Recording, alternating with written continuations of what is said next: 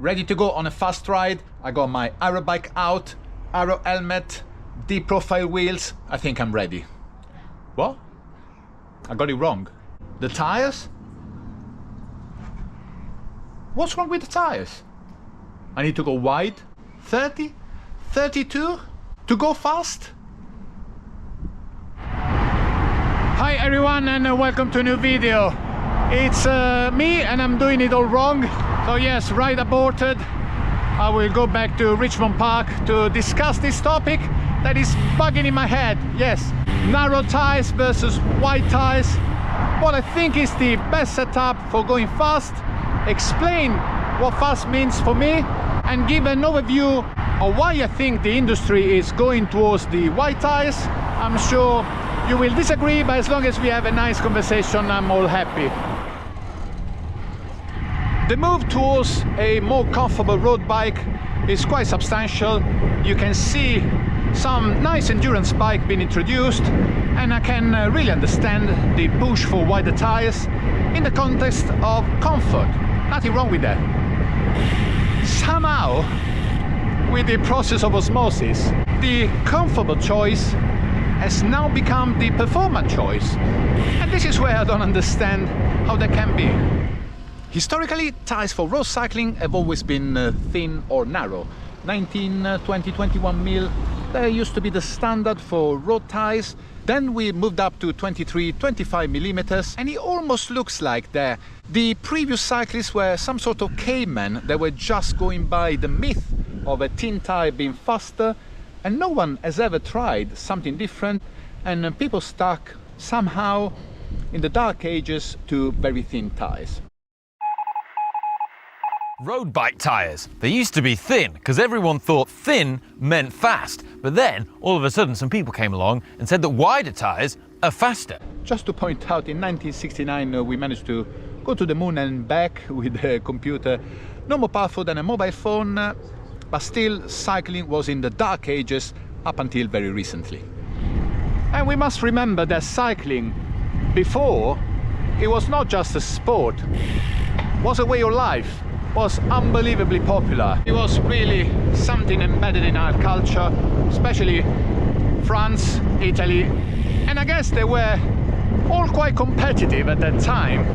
And somehow no one, even for a joke, came out with a different solution to narrow tires and high pressures. But so when the carbon wheels were introduced, the internal channel started to stabilize around the 17-19 internal width, and tires that forms a perfect transition with the aerodynamic profile of the wheels are around the 23-25 marks. So most of the teams were riding with carbon wheels, tubular tires for good traction and speed on the flats. Yes, because at the end of the day, the more volume, the slower penetration in the air you will have. If you do have a different caliber bullet, the smaller one will travel faster in the air. The wheels between 45 and 50-55 guarantee the best compromise between aerodynamics and crosswinds, and the width 25 with 19 seems to be the optimum. Up until the introduction of disc brake bikes, because yes, the big breakthrough of discs allowed manufacturers to change the shape of the forks and allow even wider space for the rim and the tires. At first that was introduced as a comfort option. Yes, they prefer road bikes with a softer approach, and they welcomed wider tires to be fitted on their bikes. And this is where the magic happened. From a comfortable proposition, wide tires have become as fast as narrow tires, to become faster than narrow tires. Yes, in a strange turn of events, sources were citing bike rolling resistance tests. Videos from GCN started to, of course, push hard on the wide tires. And also nowadays, Nero Cycling is pushing even harder on the narrative that wide tires should be the absolute standard for road cycling. It's a win. It's just a win. It's just the tire width thing is just done. That is the most frustrating, because there's people just don't really seem to get their head around the tires that are 28, 30, 32s. And I started to research a bit to understand what they mean by faster, where and how. And straight away I went to look at bicycle rolling resistance data, which was quite interesting, and especially the conclusion doesn't really push towards wide tyres. Yes, wide tyres have a lower rolling resistance at the same pressure, but no one of course rides wider tyres at the same pressure as narrow tyres. So if the pressure is equalized, more or less the rolling resistance is similar.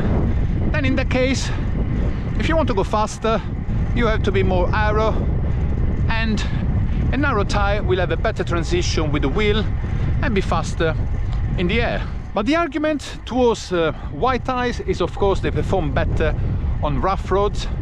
There's an element of absorption of the road bumps that will help moving faster in those conditions, which I completely agree.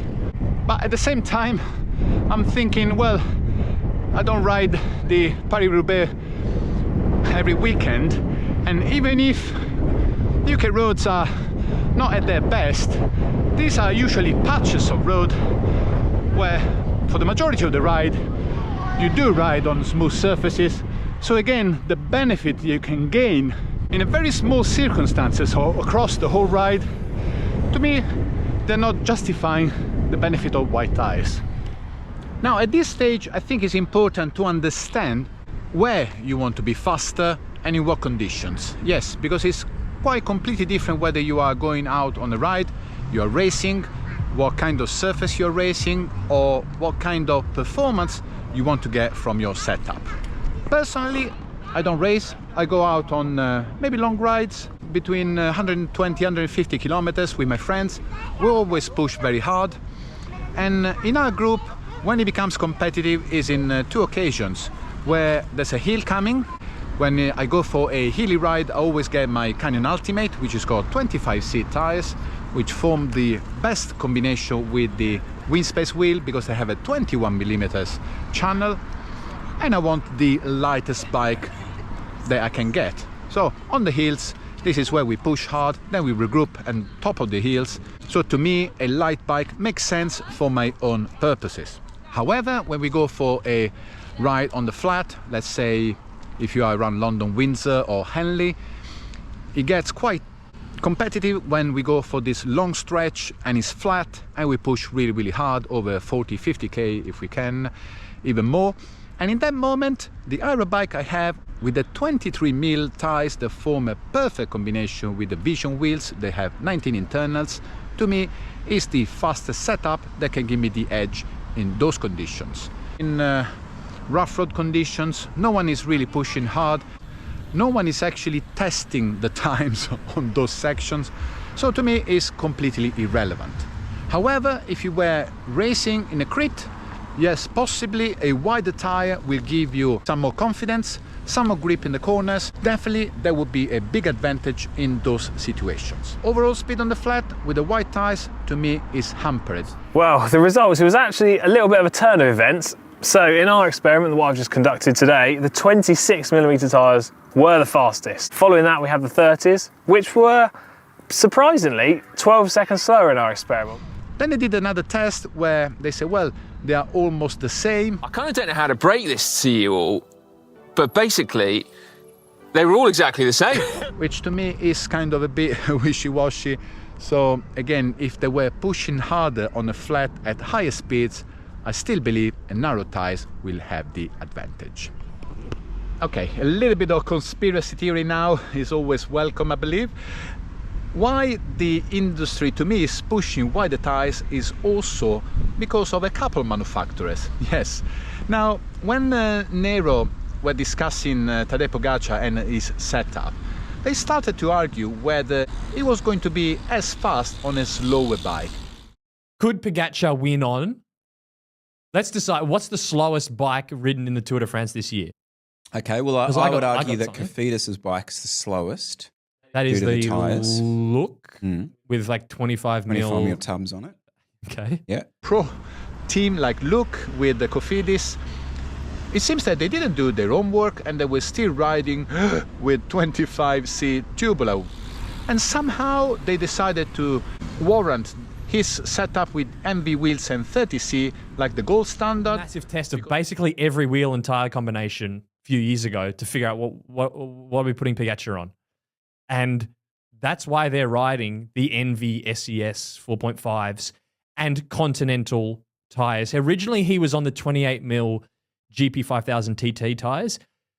Just this year, he's on the same wheels, but he switched to 30mm wide in the regular GP5000. So obviously, they've done some testing that showed going from the TT to the regular version is worth it because you can run them at 30mm width. Based on their testing, that wheel and tire combination is the best in the tour. So maybe Tadej Pogacar wins because he's super strong.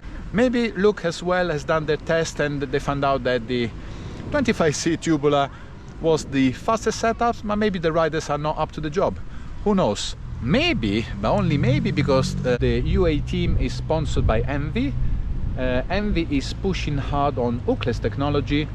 Hookless technology works really well with wider tires. Some teams had problems with 28C tires, like remember Zip, and also MV with Tadej Pogacar when he had a flat in the Giro d'Italia. So maybe for their own purposes, MV decided that a wider setup is best. I don't know who's right or wrong, and maybe Cofidis, they never managed to do any tests, and I don't know why they decided to approach the Tour de France with a slower tire combination. Last year they were winning and everyone was praising the Look bike. Not this year. I don't know what's changed.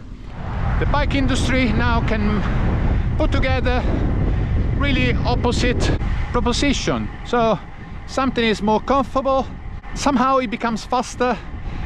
Something that is set up for convenience has to also be used by the racers in the Tour de France. Strangely enough, Canyon seems to have been in the dark ages when they had on sale the iRod with rim brakes that was shipped with the 23C tires in the front.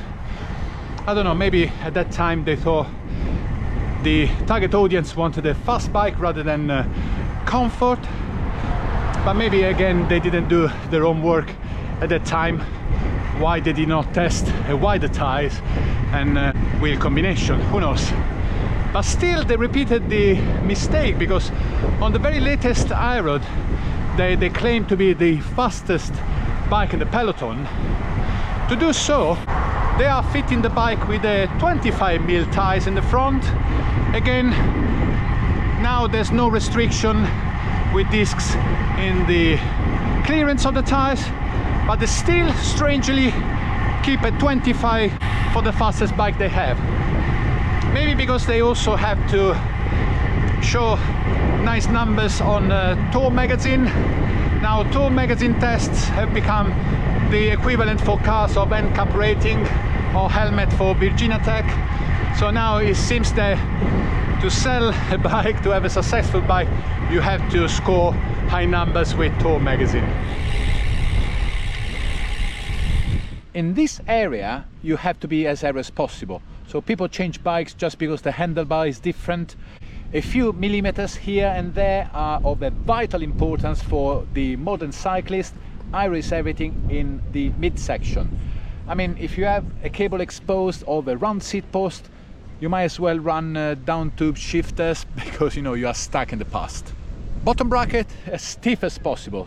Everything in this area, yes, needs to be rigid, very, very rigid, to make sure that the power transfer is distributed as much as possible to the wheels. However, when we talk about tires, soft and wide is the key. Yes, here is all about comfort and compliance. Same shape doesn't mean the aero is the same. Yes, smaller volume means easier penetration in the wind. You don't have to be an aerodynamic expert to understand this, but they say you can't see aero, but I guess it's a quite easy concept to grasp. Maybe it's me. Maybe I'm just an old guy ranting. Maybe jealous because I don't have a modern bike, so I can't didn't put big fat tires on my bike. That's why probably I think what I think. You know, I just try to apply some logic. I can accept that wide tires are as fast as a narrow setup. I just can't understand how they become faster altogether where the evidence doesn't seem to be there. I guess every bike adjustment got its pros and cons.